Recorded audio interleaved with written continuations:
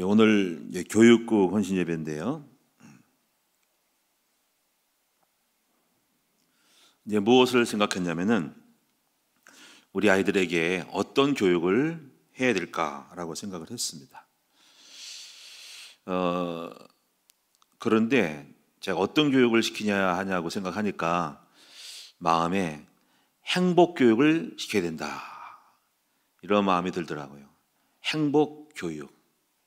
이게 무엇이냐면은 저도 이제 이렇게 인생을 살면서 목회를 하고 여러 가지 가정을 꾸리지만은 제일 중요한 게 행복하게 목회하고 행복하게 살아가는 것이 정말 중요한 거예요. 우리가 큰 집이 있고 또 목회를 잘한다 할지라도 마음에 행복이 없으면은 불행한 겁니다. 또 작은 집에 살더라도 또 작은 목회한다 할지라도 나는 교회가 크지 않아서 불행해, 나는 우리 집이 작아서 불행해 라고 하면은 그것만큼 잘못된 생각을 하고 있는 수도 있는 것입니다. 물론 크다고 하는 것은 상대적이거든요. 더 큰 교회가 있잖아요, 그렇죠? 만약에 내가 이렇게 하나님 은혜를 주었지만은 여기보다 더 10배 안 되게 작게 한다면은 또 나는 그럼 불행하다는 얘기냐? 그렇죠. 아니면 지금보다 우리보다 더 큰 교회도 있습니다. 그러니까 이렇게 생각할 때 중요한 것은 크든 작든 간에 우리가 젊을 때든 나이 들 때든 간에 마음에 행복한 마음을 갖게 되는 삶, 행복한 마음을 먹는 거, 나는 행복하다라고 느낄 수 있는 그러한 사람이 되게 만드는 것이 중요하다는 겁니다. 그래서 저는 이것을 우리 아이들에게 어릴 때부터 행복한 마음 교육을 해야 된다라고 생각을 합니다. 그럼 오늘 여러분들은 지금 어떤가요? 묻고 싶습니다. 여러분이 답을 할 필요는 없지만은 묻고 싶고 여러분 스스로도 대답을 하시면 좋을 것 같아요. 자, 행복하십니까? 들려요, 행복하다고. 행복하십니까? 아멘. 옆 사람 물어봅시다. 거짓말하지 말고. 행복하십니까? 네. 우리 이수빈 권사님 행복해요? 목소리가 행복에 들떠 있어, 행복에. 행복하죠? 우리 김상희 사모님 행복합니까? 좋은 남편 만나서 행복해요? 좋은 남편 만나서 행복하면 안 돼. 안 좋은 남편 만나도 행복해야 돼. 그 행복의 비결을 우리 아이들에게 가르쳐 줘야 돼. 그러면 이제 먼저 우리 생각할 것은 뭐냐면, 제가 항상 요즘 뭘 생각하냐면 예수님이 추구했던 복음의 목표는 무엇인가? 그것은 하나님의 나라라는 거예요. 그거를 많이 생각을 해요, 세월을 살면서. 하나님의 나라는 먹고 마시는 것이 아니라 의와 평강과 희락이라. 성경 어디 있어요? 어디 있습니까? 누가 그랬어? 로마서에 있다고. 진짜 똑똑하다. 로마서 엄마 가르쳐줬나 보다. 엄마가 있어. 로마서 몇 장 몇 절? 엄마가 가르쳐야지. 아는 사람. 우리 몰라요? 사무엘 몰라? 사무엘인가? 나 사무엘로 다 헷갈려. 사무엘인가? 사무엘 몇 장 몇 절 있어요? 모르겠어요. 이제 알아야 됩니다. 몰라도 괜찮아요. 근데 알면 좋죠. 자, 로마서 14장 17절. 이거 모르면 간첩이야. 자, 하나님의 나라는 먹고 마시는 것이 아니요 오직 성령 안에서 의와 평강과 희락이라. 좀 잘 생각을 해요. 먹고 마시는 게 아니라 의, 좋은 관계. 행복은 좋은 관계에서 와요. 그리고 마음이 평강하고 웃음이 넘치면 행복한 거죠. 그것이 하나님 나라지, 돈이 많고 성공했다고 행복한 것은 아니에요. 그래서 성공할 수도 있고 안 할 수 있고요. 거기에 좌우되면 안 되죠. 이렇게 보시고요. 그러면 첫 번째로 우리가 알 수 있는 것은 뭐냐면 행복지수라는 거죠. 행복지수, 행복도, 행복지수. 여러분, 이 행복지수는 사람마다 느끼는 행복의 그 퍼센테이지거든요. 해마다 행복지수를 통계청에서 발표를 해요. 2019년, 2021년도 올해는 모르겠는데요. 제가 이렇게 매체를 살펴보니까 행복 지수 뭐 여러 가지 통계가 막 나와요. 통계청에서 통계 엄청 나옵니다. 그 중에서 거기에 뉴스가 나왔어요. 몇 년 전에는 부탄이라는 나라 아시죠? 부탄가스 말고 부탄이라는 나라가 있어. 부탄가스 말고 부탄. 티베트 쪽인가 봐, 부탄. 그 사람들이 행복 지수 가장 행복하다고 느끼는 퍼센테이지가 1등이었어요. 그런데 몇 년 사이에 17등으로 추락을 했어요. 왜 그럴 것 같아요? 왜 그럴까요? 이유가 있대요. 그것은 우리에게 중요한 것을 시사해 줍니다. 그것은 바로 SNS, 소셜 네트워크 서비스라는 인터넷들이 들어오면서 스마트폰으로 많은 것을 보게 되었다고 하죠. 뭘 느끼죠? 거기서 비교를 한 거죠. 이게 여기서 중요한 행복 지수가 떨어지는 거예요. 똑같은 변함은 없는데 왜 그들이 마음이 떨어졌을까? 상대적으로 본 거예요. 우리보다 잘 사는 나를 봤고, 더 멋진 차를 봤고, 좋은 옷을 봤고, 고급스러운 음식을 본 거죠. 그것을 보는 순간에 자기의 삶을 보니까 너무 초라해 보이고 이건 그지 같은 삶인 거야. 그게 없었으면 행복하다고 느끼는 건데, 여기서 중요한 것은 세상은 우리로 하여금 계속 너는 행복하지 않다라고 너보다 더 멋진 사람이 있고 더 멋진 집이 있고 멋진 남편이 있고 멋진 자식이 있다라고 계속 모델들을 우리에게 세워주고 있죠. 그러면서 상대적인 박탈감을 느끼게 하는 수많은 우리를 공격하는 사탄의 어떻게 보면 의도적이지 않았지만은 그것이 우리로 하여금 행복하지 않다라고 느끼는 수많은 것들을 만들어낸다는 거죠. 그래서 행복 지수 큰일 났어요, 얘들은.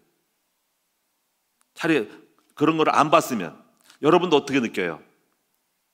TV를 봤더니 너무 멋진 남자가 나온 거야. 자기는 보니까는 너무 안 멋져. 나는 왜 이렇게 몸매가 왜 이래? 키가 짱짤매서 나는 정말 안 좋은 것 같아. 라고 그때 행복이 사라지는 거죠. 부자를 보고 좋은 차를 보고 뭐 그냥 하루에 얼마 쓰고 나는 우리 집안은 보니까 가난한 것 같아. 나 행복하지 않은 것 같아. 나 이런 집에 태어났지. 대부분 그런 걸 보고 자신에게 느낄 수 있는 것이 상대적인 거. 이걸 가지고 자신이 판단하고 거기에 비교 평가를 하고 있는 거죠. 그래서 우리는 이런 부분들을 잘 보시면서 성경은 무엇을 말해주고 있냐 하는 것이죠. 그래서 성경은 세상은 변동되고 변한다는 거예요. 그래서 성경은 강조하기를 변하고 변동되고 요동치고 흔들리고 하는 이거를 잡지 말고 뜬구름 잡지 말고 영원히 변하지 않는 절대적인 가치를 잡고 있어야 행복하다라고 하는 것입니다. 그런데 문제는 이게 쉽지는 않은 거예요. 이미 우리는 마음에 이미 그림이 그려져 있다는 거죠. 한번 맛을 보는 순간 지우기가 쉽지가 않죠. 여기서 불행이 있는 거예요. 차라리 좋은 걸 안 봤으면, 맛을 안 봤으면 좋은데 이미 맛을 본 거야. 맛을 봤다는 게 얼마나 무서운지 여러분이 이걸 잘 알아야 돼. 여러분이 고급진 음식을 먹었어. 산의 진미를 먹어서 쇠고기 뭐 정말 최고급의 요리사가 만들어준 거를 먹고 살았어. 이미 우리는 그 맛에 길들여지고 아주 입이 간사해가지고 좋아. 근데 오늘날 그렇게 먹고 고급진 거를 먹다가 비싼 걸 먹고 맛있는 셰프들이 막 좋은 멋진 아주 유명한 셰프들이 만들어낸 거를 먹었더니 이게 진짜야, 이게 최고야. 근데 이 교회를 딱 갔더니 이게 맛이 없는 거야. 그래가지고 이게 음식이냐, 이게 쓰레기지 이렇게 하는 거예요. 안 먹는다 이거지. 거기서부터 나는 불행해지는 거예요. 내가 이런 음식을 먹고 교회를 다니니까 불행해지는 거예요. 근데 우리는 여전히 맛있거든요. 여전히 맛있어요. 근데 우리 왜 이렇게 바뀌었을까? 제가요 너무 어렸을 때 가난하게 살아가지고 좋은 걸 못 먹었어요. 정말 어떻게 먹고 살았냐면은 국수, 끓여가지고 김치 넣고 그걸 먹었어요. 하도 국수를 먹어가지고 내가 결혼해가지고 국수를 안 먹었어요. 너무 국수면 구역질 날 것 같아. 하도 먹어가지고. 그런 상태 속에서 못 먹고 그냥 겨우 그냥 뭐 해장아치 하나 먹고, 저는 주로 뭘 많이 먹었냐면요, 우리 여러분들이 좀 어린이들이 청소년들이 싫어할 수 있는 건데, 저는 곤충을 먹고 살았어요. 곤충. 어떤 곤충? 대부분 우리 권사님 아실 거야. 번데기를 좋아했어요. 제가 번데기를 엄청 잘 먹었어요. 번데기는 값도 싸고 좋았는데 나중에 알고 보니까는 이 번데기 먹고 제가 몸이 건강해진 것 같아요. 번데기는 단백질 적이에요. 지금도 번데기 지금 꿈을 꿔요. 번데기.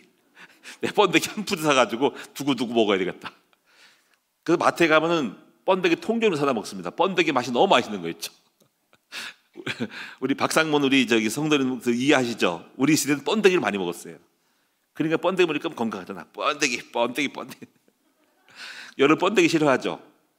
번데기 되게 맛있게 좋은 거야. 그런데요, 이렇게 살았는데, 그래서 제가 이제 교육전사로 갔더니 이제 제가 잠도 제대로 집도 없었어요. 근데 성도님들이 저를 보고 미안해하는 거예요. 그냥 어떤 창고에서 잤거든요. 창고에 잤어요. 창고. 정말 집도 아니고 그냥 이불 하나 깔고 살았어요. 미안해하는 거예요. 저는 미안하지 않고 너무 감사한 거 있죠. 잠잘 수 있는 것만도 행복하고, 내가 이렇게 따로 나만의 공간이 있다는 건 행복한 거예요. 제가 개척교회 때 어느 전사 갈 때는요, 거기 할머니가 살았어요. 근데 그 할머니가 치매 걸리셔가지고 자꾸 이렇게 뭘 내셔. 그래서 아침에 난방은 뜨뜻하게 해가지고 아침에 일어나잖아요. 뭐가 만져져. 그게 뭘까요? 뭐가 만져져. 덩어리가 뭘까요? 알아맞혀 보세요. 보니까는 그 이불도 뜯어져가지고 이불 사이에 그 거시기가 뭉쳐져 가지고 만졌어. 나도 너무 행복한 거야. 그런데 왜? 뜨뜻한 방에 잤다는 게. 그게 왜 그러냐면은 감사한 거야. 그것도 그게 뛰는 것도. 그렇게 될 때 너무 라면만 끓여줘도 감사했다는 거지. 왜냐면 내가 너무 낮게 살았어. 근데 이제 세월이 지나고 나서 아직까지는 그렇진 않아요. 괜찮아요. 그래서 아무나 막 먹는데 변질 될까 두려워. 너무 입이 고급스럽게 먹어가지고 이게 음식이냐 그럴까 봐 겁나. 근데 아직은 괜찮아. 아직은 어디 가나 적응 잘하고 아무데나 잘 자고 아무데나 막 내가 살았기 때문에 뭐든지 만족을 해요. 근데 내가 왜 가만히 느끼냐면은 행복지수라고 하는 것은 상대적이라는 거죠. 분명히 행복할 수 있음에 불구하고 뭘 봤기 때문에, 뭘 느꼈기 때문에, 무엇을 맛봤기 때문에 이건 아니라고 생각하는 거고 난 불행하다고 생각하는 거죠. 이런 부분이 우리 아이들에게 있다는 거죠. 아마 우리 아이들이 지금 사춘기가 되면은 자기 몸매를 보고, 야, 저 TV에 나오는 저 어떤 청소년 어떤 것은 뭐 멋진 모델을 보고, 또 아니면 또 더 커서 또 약간 나이가 들면서 멋진 남자, 멋진 여자를 보고 나는 아니라고 생각하고, 뭐 공부 잘하는 거 애들 보고 난 아니라고 생각하면서 나는 불행해, 나는 이렇게 이런 집에 태어났을까, 왜 이렇게 몸매가 이럴까, 이렇게 생각할 수 있는 그런 상대적으로 이제 점점 불행이 시작되는 거죠. 제가 이제 우리 아이들 손자 손녀가 있으면서 너무 행복하게 아이들이 천진난만하게 웃고 기뻐하고 즐거워해요. 뭐 울기도 하고 웃기도 하고. 그런데 이걸 생각해요. 저 아이들이 만날 세상은, 저 아이들이 저 웃음을 계속적으로 행복할 수 있을까? 혹시 인생에 살면서 시집가고 장가가가지고 나이가 들면서 불행하다고 불행하게 느껴지고 삶을 어떨까라고 생각을 해요. 그래서 우리가 뭘 필요하냐면 행복 교육이 필요하다는 거죠. 여러분, 병든 마음이 있다는 거죠. 아직까지도 우리 마음에 고급진 것에 맞들여 있어.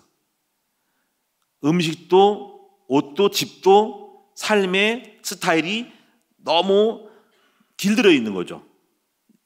저도 입맛이 약간 이상한 게 있어요. 왜냐면요, 우리 새어머니가 음식을 잘했는데 나중에 우리 사모가 늘 뭐라 그래요. 저는 그 어머님이 미연에 쳐서 된장찌개를 그렇게 맛있어요. 근데 여태까지 한 번도 그런 된장찌개를 맛본 적이 별로 없어요. 그러니까 그런 된장 없는 거 했더니 왜 이렇게 맛없지? 퍽퍽하고. 보니까 당신 있지? 당신 어머니가, 새어머니가 미원 넣어서 그래. 미원 넣으면 맛이 확 나와. 그런 것 같아. 미원 넣으면 맛이 들어요. 그럼 미원이 넣는 거 나쁜 건가? 근데 그런 맛이 길들여가지고 늘 그런 맛을 사모해. 미원 착 넣고 된장해서 두부 낭큼 끓이면 엄청 맛있는 거야 이게. 막 밥을 막 퍼먹어. 근데 그렇게 길들여가지고 그 다음에 그냥 먹으면 아이고 이게 짜게나 하고 이거 뭐 퍽퍽하고 이게 된장인가 이거 그런 거 어떻게 없을까 하고 찾고 있다니까. 그리고 벌써 제 자신도 벌써 병들었어. 음식에 보면은 이와 같은 거라는 거죠. 자, 우리 부모님들이 아이들을 행복하게 못하게 하는 수도 있어요. 물론 아이들을 이제 가르쳐야 되겠지만은 이제 비교를 주면서 아이들을 작살내는 게 있잖아요, 그렇죠? 야, 너 옆집에 봐라. 또 너 우리 교회 누구 해봐라. 내 걔는 새벽 예배 잘 나오고 예배 잘 드린다. 너는 뭐하니? 이렇게 뭔가가 그만의 공부도 있고 그만의 스타일이 있어 불구하고 물론 잘못하면 고쳐야지만 비교를 하냐는 거죠. 그냥 나오라고 하면 될 것 같다가 누구를 비교해서 누군 이런데 누군 이렇게 인사하고 누군 이렇게 잘하는데 누군 공부 잘하는데 너는 뭐니 하고 할 때 이것만큼 미치는 건 없어. 미련한 놈이라고 그러기도 하고 아이들로 하여금 아예 불행을 갖다 줘요. 아이들에게 어떤 압박을 주고 이렇게 너는 이렇게 돼야 한다라고 아예 그냥 그 불행을 줘. 근데 그렇게 되면 또 다행이고 오 잘했어 그러지만 또 못하면 그 애는 죄인이 되고 아유 할 수 없지 뭐 이러면서 뭔가 그러면서 그 아이 자체를 모자란 인생으로 슬프게 사라질 수 있는 존재감으로 아주 결정해 놓고 가는 거죠. 우리가 이런 죄를 짓고 있어요. 우리는 성공해야 한다는 말도 그렇게 좋은 건 아닙니다. 그 성공 못하면 어떨 거예요? 우리는 부자 되지만 부자 되는 좋지만 부자 되는 것이 절대적인 것은 아닙니다. 아닐 수도 있습니다. 만약에 이렇게 안 됐기에 어떨 거예요? 좋은 대학 나오고 똑똑하고 좋은 대학을 좋은 학교를 기업체 대기업에 취직을 해야만 좋은 거라고 와 너무 일으킬 필요가 없어요. 그렇지 않은 아이는 그럼 그런 죄인이고 그런 바보고 그런 불행하다는 느낀 거예요. 이렇게 해줄 수 있는 위험성이 있다는 거죠. 우리가 절대로 그렇지 않습니다. 행복은 각자가 있는 거거든요. 우리가 못 갈 수 있죠. 중소기업 가면 어떠냐고요. 좋은 집이 아니고 아파트 아니고 원룸 살면 어떠냐는 거죠.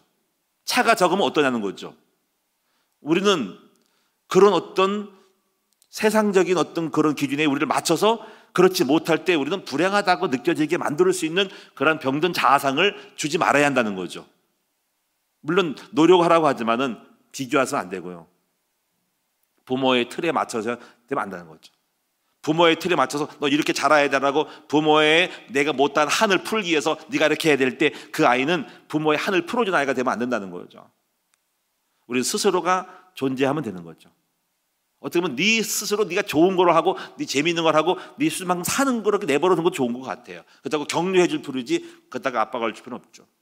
저는 그런 생각을 해요. 내가 지던 건 아니까 그래요. 우리는 이제 너 의사가 돼야 돼 그럴 때만은 의사가 안 되면 어떡할 거야? 그러면 나는 불행한 아이고 부모의 기대치 못하는 그런 평생 죄를 짓고 사는 애야? 그럴 수 있잖아요. 그렇게 느낄 수 있다면 큰일인 거죠. 그러면 그 죄스러움으로 내 인생을 마치면 안 된다는 거죠. 그렇게 하면 안 되고 네가 그렇게 마음은 좋지만은 네가 원대로 하고 그렇게 해서 네가 스스로 하도록 만들어야 되는데 우리는 전부 다가 이미 결정해 놓고 그렇게 해야 한다고 생각하는 그 자체가 부모의 오류가 아니겠는가. 우리만 생각했지. 자, 요건 이 정도로 하고요. 행복의 지혜를 얻으시는 여러분 됐으면 좋겠어요. 몇 가지 말씀드릴게요. 먼저 저는 여러분에게 우리 자녀들에게 행복할 수 있는 사람으로 존재감을 만들어줘야 됩니다. 오늘 하박국 선지자는요 여기서 중요한 단초를 얻을 수 있어요. 지금 16절에 보니까 지금 전쟁이 일어나고 있고요. 우리를 치러 올라오는 블레셋에 대한 바벨론에 대한 소식도 예언을 느꼈죠. 가슴이 떨리고 심장이 떨린다 그랬어요.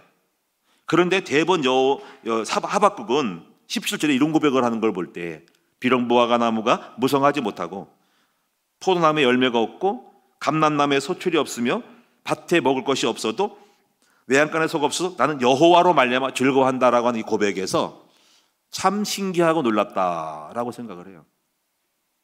이 사람은 하나님의 소식을 들었고 하나님의 놀라운 그 존재감 앞에서 환경에 좌우되지 아니하고 그 하나님과 나 사이의 관계성 속에서 기뻐하고 즐거워할 수 있고 행복할 수 있는 상황이었다는 거죠. 여기서 우리는 신앙의 중요한 교육의 모티브를 중요한 걸 얻을 수가 있어요. 우리가 해야 될 작업이죠. 저는 이것을 가르쳐서 신분, 권세, 사명을 아이들에게 심어야 한다고 생각하는 거죠. 이게 뭐냐면 우리 아이들 잘 들어보세요. 신분은 뭘까요? 여러분, 우리 인생은요, 난 쪼다 같아, 바보 같아, 나 아무것도 무능한 존재라고 하면은 그게 불행한 거거든요. 지금 내가 외부에 아무것도 없어도 가지고 있는 신분이 있으면 돼요. 그걸 자존감이라고 그러는 거죠. 이 자존감이 있으면 만들어줘야 됩니다. 어릴 때부터. 난 하나님, 자존감이라는 건 뭐 어디에서 생각할까요? 복음을 신고 복음 안에 나는 하나님의 자녀요, 사랑받는 자녀요. 하나님은 나를 사랑하고 또 이걸 더 나아가 구속하여 지명하여 부른 나다. 그리고 하나님의 사랑 안에 있고 아버지는 나를 떠나지 않고 난 아버지의 자녀라는 그 자체만으로도 행복할 수 있는 거죠. 두 번째는 가진 거예요. 이거를 권세라 그래요. 가진 거라고 하는 것은 뭐냐면요, 자긍심이에요. 난 이걸 가졌어. 그래서 이것을 권세라 그래요. 신분은 자존감이고 권세는 내가 힘있게 받은 게 있어요. 바로 하나님이 나에게 창세기 2장의 축복을 주실 거야. 지금 없어도 난 그를 받을 사람이야. 예수 그리스도의 이름을 주셨어. 성령님을 나한테 주셔서 내 안에 성령님이 내 안에 계시거든. 나는 천사가 있어. 이렇게 여러분이 예수 이름으로 기도할 수 있고 예수 이름으로 귀신을 쫓아낼 수 있는 힘 있는 사람이야. 주의 천사가 있고 주의 막대기가 나한테 있다고 하는 그런 어떤 권세. 그래서 신앙생활에 중요한 것은 하나님이 예수 그리스도 안에서 주신 축복을 알게 되는 것이, 그것이 권세예요. 이것을 가려서 우리는 자긍심이라 그래요. 세 번째, 사명을 심어줘야 됩니다. 사명은 앞으로 내가 해야 될, 받을 축복인 거죠. 이것은 자부심인 거예요. 나는 하나님의 종이야. 나는 하나님의 영광을 드러낼 사람이고, 그래서 나는 이런 복을 받을 거야. 내 인생은 복의 사람이 복을 받을 거고, 하나님의 종은 굶어 죽지 않고 하나님은 하늘과 땅의 권세를 줄 것이다 라고 하는 거죠. 그런 어떤 하나님이 나와 함께하고 나는 자존감 있고, 그리고 나는 권세, 이미 주신 영적 축복이 있고, 난 주의 종이기 때문에 앞으로 받을 복이 무궁무진해. 모세같이 지팡이를 줄 것이고, 그리고 하늘과 땅의 권세를 주고 필요한 물질도 줄 것이고 지혜도 줄 것이고 사람도 보쳐줄 거기 때문에 나 미래가 짱짱한 사람이야. 지금 그게 없어도 이것이 지금 하박국 선지자가 느꼈던 하나님과의 관계성인데, 이거는 우리는 더 풀어야 된다는 거죠. 만약에 우리 아이들이 이런 거로 있다면 그 아이는 결코 불행하지 않을 거예요. 집안이 어렵고 환경이 어렵고 가난해도 이 하나님의 관계성만으로도 행복할 수 있다는 거죠. 제가 그랬으니까. 제가 얼마나 행복한지 몰라요. 지금 말고 옛날에 없을 때도 나 하나님의 자녀고 우리 아버지 나를 사랑하시고 나 하나님의 종이야. 그리고 하나님은 나에게 많은 하나님의 은혜를 줬어. 주실 거야 라고 하는 이것이 저를 하여금 외양간에 속 없어도 행복하고 소출이 없어도 기뻐했던 것이고, 그리고 이 사슴처럼 날마다 즐겁게 다닐 수가 있었다는 것이죠. 이것을 우리 아이들에게 줄 수 있어야 된다는 것이죠. 두 번째는요, 행복교육의 두 번째는요, 자족의 비결을 꼭 심어줘야 됩니다. 어떤 상황이어도 감사할 수 있는 사람으로 만들어주는 것을 훈련을 시켜야 돼. 이걸 감사 훈련. 그래서 감사 훈련, 계속 감사할 수 있는 체질을 만들어줘야 돼. 계속 심어야 돼. 감사해, 감사해. 어떤 상황도 감사해. 그래서 계속 좋은 이야기와 이야를 들어줘야 됩니다. 제가 예 하나 들어줄게요. 랍비가 있었습니다. 랍비가 여행을 가게 되었습니다. 근데 그 여행 중에 랍비는 등불을 갖고 있었어요. 그리고 이 랍비는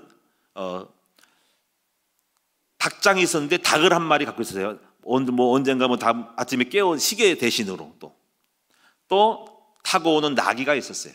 나귀. 그리고 조그만 천막을 등에 지고 있었어요.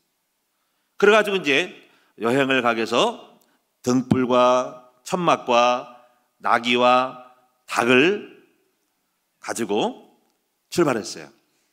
그런데 가는 중에 밤중에 이제 잠을 자는데 갑자기 바람이 휙 불어가지고 등불이 꺼지고요, 천막이 날아갔어요.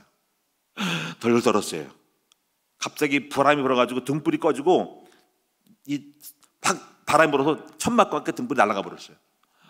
아유, 이게 뭐야? 그래도 잠을 청해야죠. 근데 아침에 봤더니 닭이 비참하게 목졸라 죽어 있고 나귀도 죽어 있어요. 보니까는 사자가 와서 닭 목을 물어뜯고 먹어버렸고 나귀도 물어버렸어요. 살점에 뜯겨 있고 죽어버렸어요. 이 납비는 너무너무 힘들어했어요. 이게 웬일이야? 아니 하나님이 무심하시지 할 때 그래도 괜찮아, 감사해야지 이렇게 했단 말이야. 그런데 그리고 나서 조금 지나가서 어느 마을에 도달했더니 놀라운 광경을 보고 더욱 감사했어요. 그 뭐냐면요, 사람들이 많이 죽어 있었어요. 불태워져 있고 연기가 났어요. 아침에 일어나서 그 마을을 가보니까 그때 제 옆에서 울고 있는 아이가 느끼를, 우리 마을이요, 강도가 들어왔어요. 싹 쓸어갔어요. 엄마 아빠 다 죽고요, 이것도 다 죽고 없어졌어요. 나는 어떻게 할지 모르겠어요. 이런 거 있죠. 그때 이 납비가 거기는 미안하지만 자기가 밤중에 당했던 사실에 대해서 감사했대요. 왜 그랬을까요? 등불이 꺼짐으로 강도들이 자기가 머물고 있는 등불을 킨 천막을 습격을 했을 것인데 못했고, 발견 못했고, 막 소란한 소리 할 때 닭이 꺾여 하고 울을 수 있는데 닭 소리가 안 나서 몰랐고, 그리고 지나가다 나귀가 바삭바삭 거리고 힝 그럴 텐데 그 짐승이 죽음으로써 자기 목숨을 건졌음을 알게 된 것이죠. 그래서 이 납비는 그 사실을 보고 가슴을 쓸어내리고, 참 문제를 만나더라도 그 문제만 바라보지 말고 감사해야 되겠구나라고 생각을 했다는 것입니다. 여러분도 혹시 이런 현실적으로 어려움을 당하고 재난을 만나고 손해를 봤다 할지라도 이 손해가 결코 우리에게 불행을 주는 것이 아니라 뭔가 하나님의 섭리가 있고 뜻이 있다는 거죠. 그래서 지금은 잘 모르겠지만 그 어느 날 지금 나의 실패와 손해가 앞으로 큰 축복이 될 수도 있음을, 또 이 길을 벗어나게 하는 더 큰 손해를 나게 하시는 것을 지금 손해를 나게 할 수도 있다는 거죠. 지금 몸이 아파서 병원에 가는 것도 어쩌면 앞으로 더 큰 문제를 만나서 죽을 병 걸릴 수 있을지 모르는데 이미 하나님이 알려주셔가지고 고치라고 하실 수 있는 그런 지금 현실의 문제일 수 있다는 거죠. 우리는 하나님의 절대적인 주권과 섭리를 믿어야 할 겁니다. 이런 것들을 여러분이 아이들에게 자족의 비결을 교육을 시켜야 됩니다. 감사로 늘 제사를 드릴 수 있도록 만들어야 돼요. 그 다음에 세 번째, 행복 교육의 세 번째는요, 우리 자녀들에게 친한 친구나 배우자를 만날 수 있도록 만들어주는 것이 행복의 조건 중에 하나예요. 전도서 4장 9절과 10절 보니까는 혼자 있는 것보다 2명과 3명 있는 것이 낫대요. 한 동무가 쓰러지면 다른 동무가 부축한대죠. 그래서 삼겹줄은 쉽게 끊어지지 않는다는 것이죠. 제가 이제 인생을 하다 보면은 진정한 행복은 그리고 장수하는 사람의 특징은 함께 즐거운 대화를 나눌 수 있는 친구가 있다는 것, 동료가 있다는 것이, 그것이 행복의 장수의 비결이라는 것이죠. 우리 아이들에게 이것이 배우자가 될지 친구일지를 알려주면서 좋은 배우자와 친구를 만날 수 있도록, 내가 먼저 좋은 배우자와 친구가 될 수 있도록 해야 한다는 것이죠. 네 종류의 친구가 있어요. 이번에 큐티에도 좀 우리 자세하게 좀 설명하겠지만은, 한 사람은 그냥 아는 사람, 면식 있는 사람, 이런 사람들은 어커인틴스라고 스쳐 지나가는 면식의 사람이 있고, 두 번째는요, 캐주얼 프렌드십이라고 아는 정도, 가벼운 인사하고 좀 간단한 얘기를 할 수 있는 사람들. 세 번째는 클로우즈 펠로우십이라는데, 이거는 둘이서 얘기할 수 있는 사람. 클로즈는 닫힌 거죠. 둘이 얘기할 수 있는 사람.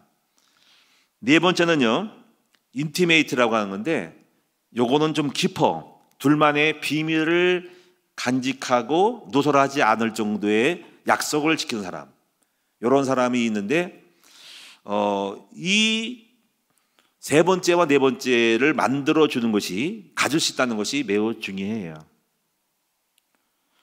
이런 친구들을 여러분이 지금부터 준비했으면 좋겠다는 것입니다.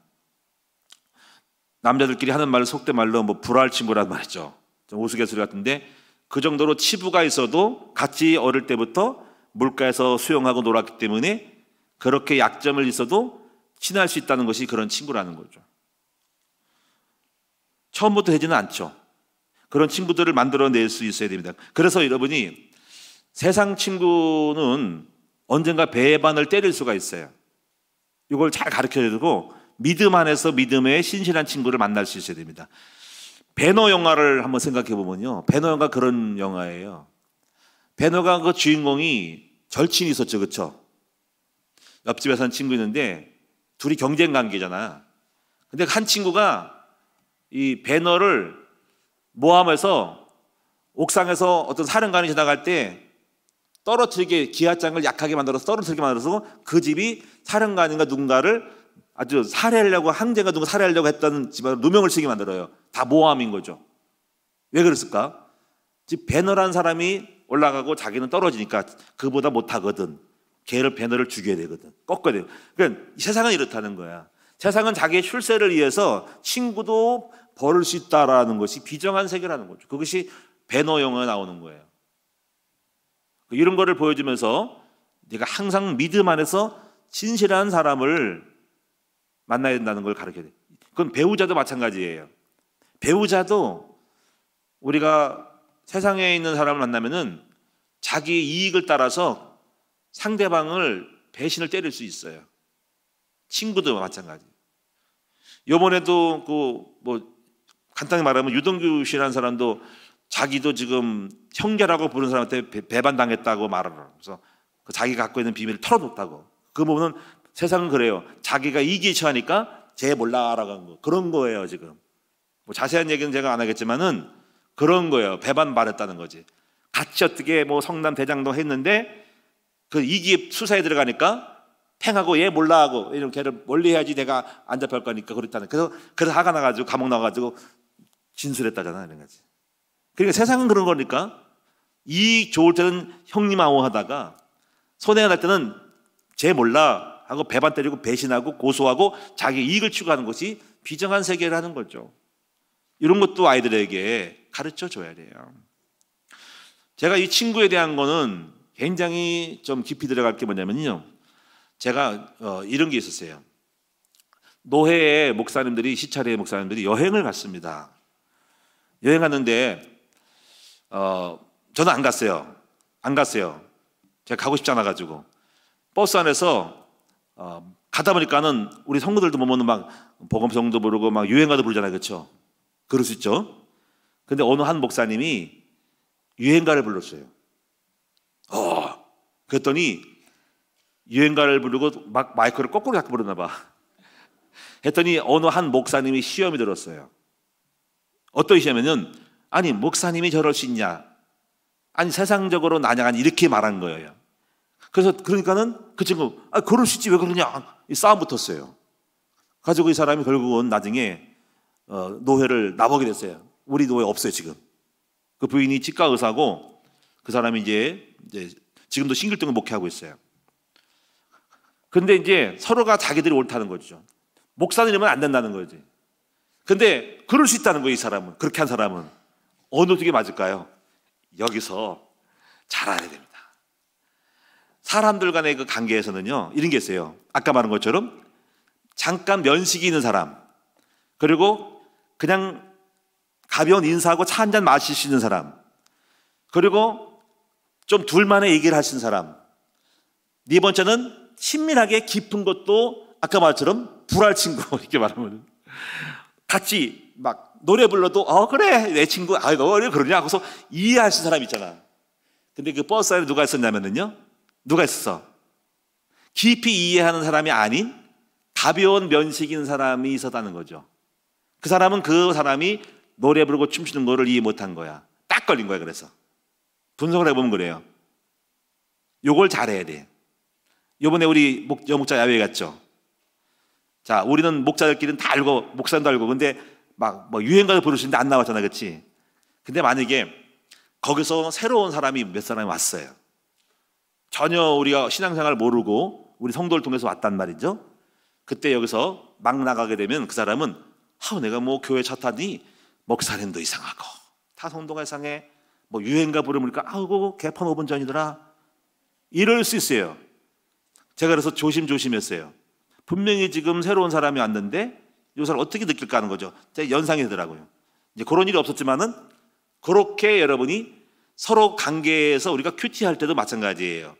깊은 얘기를 할 수 있는 사람이 있고 깊은 얘기를 하면 뭐 나한테 뭐 이런 것까지 얘기를 해? 이럴 수 있어요. 그런 관계 속에서 충돌이 날 수 있고 관계가 깨질 수 있다는 거죠. 그래서 우리는 수준 맞춰서 가야 한다는 거거든요. 여러분 이거 잘 모르죠. 그래서 우리가 깊은 얘기를 할 수 있는 사람이 있고 나는 깊지 않은데 않다고 생각하는데 저 사람 깊이 들어와 그러면은 당황을 할 수 있잖아요. 요거를 잘 파악을 하는 것이 매우 중요하다는 거죠. 우리 아이들에게도 우리 성도들도 마찬가지입니다. 우리가 어떤 공동체 행사할 때는 함께 모인 사람들이 물론 다 이해할 수 있는 사람이라고 믿지만은 혹시라도 모르면은 여러분이 분명히 내가 하는 것이 깊은 단계로 이해할 수 있는 이야기나 말과 농담할 때 반드시 거기에 캐주얼한 사람, 지나가다가 한번 온 사람도 있을 거예요. 그 사람이 딱 들으면은요, 딱 걸리는 거죠. 그리고 그 사람들은 시험에 들고 오해하면서 뭔가 소문을 퍼뜨리고 납부될 수 있어요.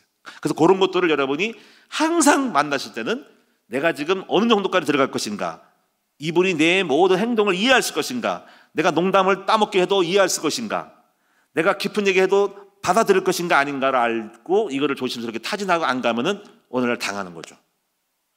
이런 것들을 우리 아이들에게 이 친구의 관계 속에 교제하는 법도 알려줘야 돼요. 자, 이제 몇 가지만 더 하고 마칠게요. 그 다음에 여러분에게 줄 수 있는 네 번째는 성공과 실패가 있을 수 있다. 이걸 알려줘야 됩니다. 여러분 이제 우리가 경기를 하다 보면은 이기는 경기도 있고, 우리가 요즘 그 씨름을 하더라고. 뭐 무엇을 팀, 무슨 뭐 연예인 팀 이래서 지나가보니까 TV에 보니까 우리 안방에 나오더라고. 재밌어 하는 것 같아. 근데 지기도 하고 이기도 하고 막. 인생도요, 승리하기도 하고 패배하기도 합니다. 사업도 이익을 얻기도 하고 손해보기도 해요. 그것이 인생인 거예요. 그런 건데 그걸 갖다가 실패했다고 조금 마이너스 났다고 너무 깊이 상심하면 안 됩니다. 요번에 보면은요, 금리 올라가지고 기업들이요, 주식이 떨어져가지고 몇십억 조가 몇십 조가 날아갔대요. 그거 보면 산촌도 커요. 충격 먹고 자살할 건데 껐떡도 없어요.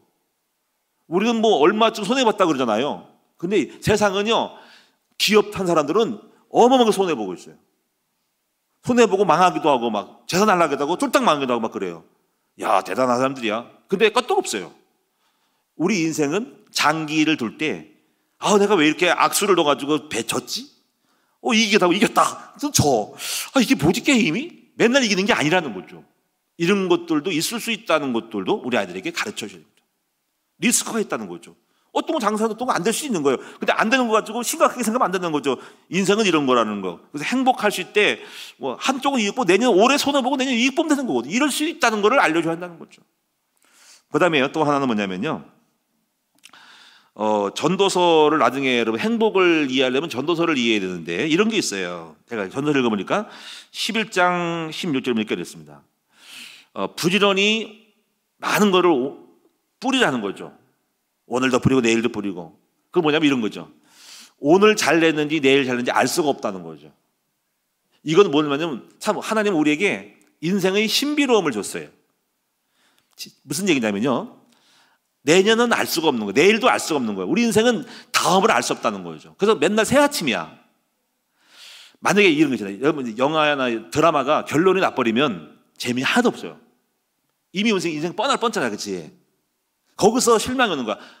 나도 이제 목회를 오래 하고 삶을 하다 보니까 세월이 그냥 다 알아요. 미래를 알겠어요. 뭐가 어떻게 돌아갈지 그 다음 단계 알아요. 그 어떻게 보면 재미없는 인생일 수 있어요. 내 인생 결과가 뻔하거든요.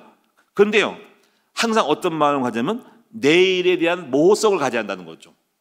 그래서 하나님이 내일을 모르겠도록 알 수 없게 만들었다는 것에 대해 감사해야 돼요. 그래서 삶이 신비롭고 신기하고 또 내일은 어떤 일이 일어날 수 없는 기대감으로 살아가는 거죠. 이것이 우리를 하여금 가슴을 뛰게 하고 흥분을 만드시는 거죠. 이거를 여러분 이해했으면 좋겠다는 거죠. 그래서 우리는 하나님 이상하게 낮가방을 만들어가지고 또 내일은 또 새 아침이야. 오늘 또 어떤 일이 일지 몰라. 올해 또 2020 지나면 내년 2024년은 새해년이냐, 새해야. 그래서 새해 또 그동안 살았던 거를 똑같이 연속이면 그냥 계속 끝판인데 다시 출발하니까 주니까 새 아침을 밝았네, 새롭게 살아가자, 새 마음 갖자, 또 새로운 거야. 그러니까 오늘 여러분이 인생을 다 끝났다고 낙심하지 말고 올해 이렇게 돼도 내년에 또 새로운 기대를 갖고 살아라는 거예요. 항상 기대를 갖고. 이 기대감이 우리를 행복하게 해주는 거예요. 여러분 늙었다고 인생을 결정짓지 마세요. 70대고 80대고 인생이 난 끝났고 이미 판은 끝났고 뻔할 뻔짜라고 하지 말고 새로운 거를 기대하세요. 새로운 사업을 꿈꾸셔야 돼요. 나는 이상 늙어서 그냥 그만 할 거라 하지 말고 미래에 대한 살아오는 일을 하란 말이죠. 마치 스피노자가 그러잖아요. 지구의 종말이 올지라도 나는 오늘 사과나무를 심겠다는 거예요. 내일 죽어도 오늘 사과나무를 심는 마음을 가지고 살아야 한다는 거지. 할렐루야. 오늘 여러분이 인생 다 끝났어. 엔딩이야. 마지막 모든 것은 다 끝났고 나는 이제 기다려. 마지막 페이지 넘기기를 기다려. 이게 아니라 새로운 페이지를 쓰시라고요. 그런 마음을 가지고 살라 그 말인 거예요. 그럼 항상 신선할 수 있죠.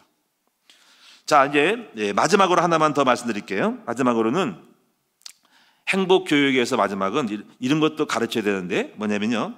숨쉬고 살아가고 있는 것만도 행복이다는 거죠. 살아서 있다는 자체가 행복이다. 전도서 9장에도 보면 이런 말씀이죠. 죽은 사자보다 산 개가 소망이 있다. 아니 사자가 훌륭하지만 죽으면 무슨 소용이냐는 거지. 차라리 개처럼 살아도 살아가는 게 낫다는 것을 말하고 있는 이 전도서의 철학을 보세요. 동감합니다. 여러분이 자살하잖아요. 우리가 제일 믿는 놈이 자살하는 거야. 사무라이가 죽으는 욕보였다고 자살을 해. 바보지. 왜 자살을 해? 살아야지. 죄를 져가지고 내가 죄인이다 수치스럽다고 또 목매어주고. 왜 목매어주고? 용서를 빌고 다시 살면 되는 거지. 그렇지? 여러분이 인생에 있어서 준 거냐면은 여러분이 살아있다는 그 자체가 행복이라는 거죠. 저는 참 감사해요. 매일매일 아침에 숨을 쉬고 있고 공기를 마시고 있고 밥을 먹을 수 있고 잠을 잘 수 있고 아침에 일어나서 운동을 할 수 있다는 자체가 행복하다는 거죠. 여러분 삶 자체 많은 것이 없더라도 작더라도 숨 쉬고 있는 그 자체만으로도 감사하는 이 지구상에 내가 지금 붙어 있고 함께하는 사람이 있다는 자체만도 행복을 느낄 수 있는 사람이 되라는 거죠. 할렐루야. 결론적으로 이제 우리 몇 가지를 말씀드렸는데 우리 자녀들에게 중요한 것은 행복 교육을 시켜야 한다는 거죠. 행복을 만들어간 스스로 행복할 수 있는 것을 만들었는데 왜냐하면 아이들도 자기도 모르게 행복하지 않은 상태로 세상을 몰아가고 있어요. 아까 SNS를 보면서 인터넷을 보면서 상대적인 비교성을 가지고 행복 지수를 떨어뜨린 것과 같은 거죠. 나는 행복하지 않아. 우리 집안 보니까 우리 아버지 엄마 보니까 충분히 행복할지 불구하고 왜 누구를 봤길래 무엇을 봤고 무슨 소리를 들었길래 왜 어떤 눈이 뒤집어져 가지고 무슨 맛을 봤길래 행복하지 않다고 하냐는 거죠. 행복은 우리 마음에 달려있다는 거죠. 그래서 우리는 아까 말한 것처럼 이제부터 세상이 요동한다 할지라도 영원히 변하지 않는 것, 신분, 권세, 사명, 아시겠죠? 자존감, 자긍감, 자부감을 심어주면은 그것이 우리에게 굉장한 능력이 되고 하박국처럼 소출이 없어도 우리 안에 있는 하나님과의 관계성 속에서 난 종이야, 주님 나와 함께 하셔, 나를 축복하셔, 주님은 나에게 영적인 걸 엄청 줬어라고 하는 그 자부심과 자긍감이 우리를 행복하게 만들어주고 그런 삶을 결국 환경도 삶도 결국 만들어가고 읽어낼 수 있다는 거죠. 그리고 여러분이 친구 관계에 중요한 거예요. 소유보다는 좋은 관계를 만날 수 있도록 해야 하는 거. 세 번째는요, 욕심 없이 무리 없이 분수에 맞게끔 살아야 한다. 지나치게 뭘 만들어가지고 못 도달하지 못했을 때 오는 그 불편함과 그런 불만감과 못난이라는 생각하지 말고 내 수준에 맞게끔 직업이든 어떤 것든 간에 분수에 맞게끔 사는 것이 중요하죠. 남을 부러워하지 말고요. 내가 투룸 살면 투룸 사는 거 감사하고 또 하나님 은혜 주시면 쓰리룸 사는 것이고 좋은 차 아니더라도 남은 이런데 나는 왜 이러지 말고 분수에 맞게끔 살다가 또 기회 주시면 좋은 차 살 수 있는 것인데 왜 자꾸 비교하면서 나는 아니고 못난이 의식을 갖냐 이거지. 그런 마음 없기를 행복한 마음을 갖기를 주님의 이름으로 축원합니다. 기도합니다. 살아계신 주님 고맙고 감사합니다. 우리 아이들의 자녀들에게 행복한 마음을 가질 수 있는 교육을 하게 하여 주옵소서. 예수님의 이름으로 기도하옵나이다. 아멘.